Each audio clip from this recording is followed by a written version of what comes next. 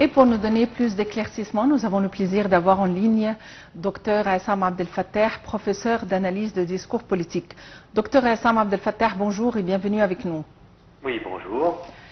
Dr Essam Abdel Fattah, la Russie accueille les BRICS et apparemment, est-ce qu'on pourrait dire que c'est un sommet prometteur pour les pays émergents de manière à voir leurs devises étrangères, leurs devises locales validées et par conséquent avoir une meilleure économie? Oui, tout à fait. C'est un processus, à mon avis, très important, mais à long terme. C'est-à-dire qu'actuellement, on ne peut pas s'attendre, par exemple, à ce que ce processus, en fait, porte ses fruits immédiats maintenant. Il faut attendre un petit peu parce que nous vivons, en fait, dans un monde clos, mondialisé, où régit, où domine, en effet, le billet vert, le dollar. Et justement, c'est-à-dire que c'est pour cela, les pays comme par exemple l'Égypte et aussi le tiers-monde en général, les pays qui sont subordonnés aux puissances, superpuissances américaines, ça veut dire que le pays du dollar, là vraiment, ils ne peuvent pas vraiment sortir de cette prison, de cet enfermement dans lequel ils souffrent énormément de cette domination de dollars. Et c'est-à-dire qu'une politique, par exemple, ce qui survient aux États-Unis, c'est que ceux qui, par exemple, touchent le dollar, soit en Europe, soit aux États-Unis, certainement auraient des conséquences désastreuses sur l'économie égyptienne. Et jusqu'à maintenant, l'économie égyptienne souffre énormément. C'est vrai que actuellement, si on veut, on dit à titre d'exemple pour le carburant, on veut justement que le prix du carburant soit équivalent, soit égal au prix de carburant, par exemple, aux États-Unis. Alors que regardez les salaires égyptiens, certainement, ne sont pas similaires ou bien identiques aux salaires américains. Donc, c'est un problème. Donc, pour sortir de ce cercle fermé, il faut justement tourner le regard vers un autre processus. Et certainement, tout le monde espère que le processus de BRICS pourrait sortir l'Égypte et les autres pays du monde, certains les pays qui sont subordonnés au dollar, puissent aussi sortir de cette prison économique. Docteur Essam Abdel Fattah, la presse européenne parle donc de ce sommet des BRICS en disant que le président russe Vladimir Poutine veut montrer par la tenue de ce sommet que la Russie n'est pas isolée du monde, bien sûr à cause de sa guerre contre l'Ukraine. Alors que pensez-vous donc de ce terme-là? Moi, je soutiens complètement ici Poutine, parce que je soutiens en fait sa thèse, parce que généralement, c'est que on a vu que l'Europe presque tout entière et les États-Unis, enfin l'Alliance Atlantique, qu'est-ce qu'ils font actuellement? Ils essayent d'étrangler complètement la Russie. C'est-à-dire étrangler, et on a vu ça, on va le vérifier. Mais la Russie, c'est un pays certainement qui a une grande civilisation. C'est-à-dire quand même c'est une superpuissance. Hein. Ouais. Alors maintenant, la Russie, actuellement, qu'on forme une alliance avec la Corée du Nord, avec la Chine, avec aussi l'Inde, avec d'autres pays, pour mettre en place ici le BRICS. Le BRICS, c'est-à-dire c'est un groupe, à mon avis, c'est un groupe aussi prometteur, parce que c'est le seul moyen, la seule issue pour sortir complètement de ce cercle fermé de dollars et aussi parce qu'on a vu actuellement, c'est que l'impact en fait qui a été exercé sur la Russie, sur l'économie égyptienne. Les Russes actuellement souffrent aussi de cet impact. Oui, bien sûr. Alors la Poutine, certainement maintenant, la seule solution c'est aussi de constituer justement un groupe ou bien une autre puissance économique pour contrebalancer cette situation. Docteur Essam Abdel Fattah, à votre avis, ce groupement ou ce groupe constitue-t-il un défi pour les États-Unis? Est-ce que les États-Unis vont se battre avec ferveur de manière à garder l'équilibre du pétrodollar? Absolument, mais c'est-à-dire que ça n'inquiète pas actuellement les États-Unis parce que nous sommes au début du chemin, c'est-à-dire que actuellement les BRICS ne peuvent pas menacer les États-Unis actuellement. Mais c'est-à-dire à long terme, certainement, c'est-à-dire que dans une perspective dynamique, ça aurait certainement un impact aussi. Regardez actuellement les États-Unis et l'Europe, généralement, commencent en fait à sentir une certaine douleur parce que les articles et les marchandises chinoises actuellement font un grand succès, c'est-à-dire qu'ils sont beaucoup plus achetés et aussi circulent très bien en Europe, vu le prix. Hein. Le prix des marchandises égyptiennes, c'est un concurrent extraordinaire pour les marchandises fabriquées en Europe ou bien aux États-Unis. Alors, c'est l'économie chinoise menace en fait l'économie de l'Europe et l'économie des États-Unis. Et voilà, donc puisque ici la Chine est une partie importante des BRICS, on peut dire à long terme que les BRICS aussi constituent une menace. Docteur Hassam Abdel Fattah, ça sera aussi l'occasion, ce sommet sera l'occasion aussi de parler des questions politiques et de la guerre au Proche-Orient, la guerre contre la bande et le Liban et les tensions donc au Proche-Orient et bien sûr à l'occasion de la présence du président iranien au sommet, aussi le président égyptien et le président turc aussi. Alors, est-ce que le sommet peut donc envoyer des messages importants? Oui, certainement, parce que c'est-à-dire dans la mesure où en fait ces conflits et ces troubles pourraient impacter l'économie mondiale, oui, certainement ça fera l'objet aussi de discussions. Mais ça fera aussi l'objet des réunions en marge des sommets.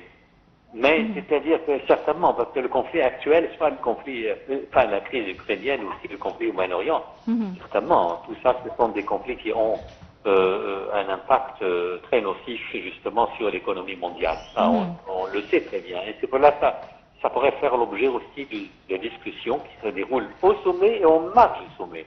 Il faut s'attendre à ça. Docteur Hassam Abdel Fattah, à votre avis, quels sont les défis qui s'opposent à ce groupement en attendant d'être vraiment une entité fructueuse? C'est-à-dire le seul problème actuellement, c'est que la majorité des pays du monde dépendent quand même du billet vert. Et ça, c'est le problème du billet vert. C'est-à-dire que, par exemple, tout incident susceptible de toucher le billet vert aura des conséquences sur l'économie mondiale, jusqu'à maintenant. Et la preuve, c'est que même les pays de BRICS, c'est-à-dire que leur peuple souffre aussi des crises économiques, une fois par exemple que le billet vert se perturbe. Et ça, si on le voit, on peut le constater. Mais, c'est pour cela, c'est-à-dire que les BRICS porteront peut-être leurs fruits à long terme. À long terme, c'est ça le problème. Et on peut certainement prendre l'Égypte pour exemple. Jusqu'à maintenant, la crise économique égyptienne, actuellement, je dis que c'est quand même, je trouve, une crise majeure. Ça, les effets se reflètent sur le peuple égyptien en général. Les prix, au niveau des prix, au niveau de tout. Hein. Et ça, c'est le seul problème, c'est le problème, à mon avis. Docteur Hassam Abdel Fattah, donc sur le plan économique aussi, ce sommet, lors du sommet, on doit donc évoquer la question de l'élaboration future d'un système de paiement international censé donc rivaliser ou concurrencer SWIFT, ce système donc dont les banques russes ont été exclues après l'invasion de l'Ukraine. Oui, oui, absolument, oui. Mais je pense que la Russie est en passe de sortir de cette crise. Hein. L'économie russe est en passe de sortir. Elle n'est pas encore sortie. Mais justement, bien sûr. Et ça sera possible, ça sera faisable? Les boycotts aussi, et aussi les restrictions qui ont été imposées par les pays européens sur l'économie russe, sur les banques russes, c'est-à-dire et aussi sur la monnaie russe, sur les articles, les marchandises. Tout ça, en fait, bien sûr, a porté un coup difficile quand même à l'économie russe Mais la Russie est très capable de sortir de cette crise, très capable. Et ça, on voit des activités quand même qui, à mon avis, c'est activités qui sont toujours en cours pour faire sortir, pour justement mettre fin à cette dépendance au billet vert. Docteur Hassam Abdel Fattah, c'est vrai que les travaux n'ont pas commencé, mais à votre avis, c'est présent à partir de ce sommet? Je pense que sur le plan politique, la crise ukrainienne devrait être pas de manière pacifique, c'est-à-dire par les négociations. Ça, c'est une leçon. Et il y a beaucoup d'Européens qui actuellement, qui soutiennent cette thèse, c'est-à-dire qui s'opposent à leur propre gouvernement. Mais le problème, c'est que les pays européens, maintenant, c'est qu'ils sont dans une situation très faible, parce que eux, les pays européens, sont très subordonnés aux États-Unis. Donc, mais leur population, il y a quand même une partie croissante de leur population qui estime qu'actuellement, la crise ukrainienne doit être ici résolue par les négociations. Or, maintenant, Volodymyr Zelensky, lui, certainement, bien qu'il lui ait fait semblant d'accepter les négociations, il refuse cette solution complètement, parce qu'il refuse en fait les conditions déclarées par la Russie. Il y a des conditions, c'est-à-dire il y a une condition importante, c'est que si l'Ukraine ne doit pas du tout faire partie de l'Alliance Atlantique, de l'OTAN. Ça, c'est une des conditions. Alors, docteur Hassam Abdel Fattah, retournons donc à l'adhésion de l'Égypte comme l'Éthiopie et l'Iran et les Émirats arabes unis. Donc, c'était au début de l'année et tout le monde donc avait de l'espoir donc de cette adhésion de l'Égypte, surtout pensant que ça va relancer le secteur économique, la situation économique en Égypte. Est-ce que par cette adhésion, l'Égypte peut donc avoir de l'indépendance d'autres institutions économiques mondiales? Oui, mais actuellement l'Égypte n'est pas en état simplement de sortir complètement je dirais, de la puissance de dollar jusqu'à maintenant. Oui. L'Égypte, j'imagine que l'Égypte se trouve dans une situation quand même cruciale, difficile, parce que l'Égypte est étroitement liée quand même au dollar, c'est-à-dire au dollar, et aussi, étant donné que c'est un pays quand même qui actuellement assume beaucoup de dettes vis-à-vis du Fonds monétaire international, et aussi, je pense que, et ça c'est à mon avis, c'est dommage, c'est que l'Égypte actuellement subit quand même des conditions imposées par le Fonds monétaire international, et j'imagine mal comment l'Égypte pourrait sortir de ce cercle. J'imagine mal, enfin. Docteur Hassam Abdel Fattah, le rapprochement qui a eu lieu récemment entre l'Égypte et l'Iran, à votre avis, qu'est-ce que cela pourrait rapporter à la région, d'une manière générale, à partir d'une perspective géopolitique? Vous parlez de quoi? De l'Iran, vous dites? De l'Iran et de l'Égypte, le rapprochement entre eux. Écoutez, moi je suis pour le rapprochement, c'est-à-dire quand même, l'Iran est une puissance quand même, c'est-à-dire que, pour mettre en conflit, généralement, l'Égypte doit quand même adopter une attitude indépendante, et c'est-à-dire ne doit pas s'embarquer dans les crises. Les crises, par exemple, qui imposent à l'Égypte de prendre parti vis-à-vis de toutes les puissances qui l'entourent. Je pense que c'est bien.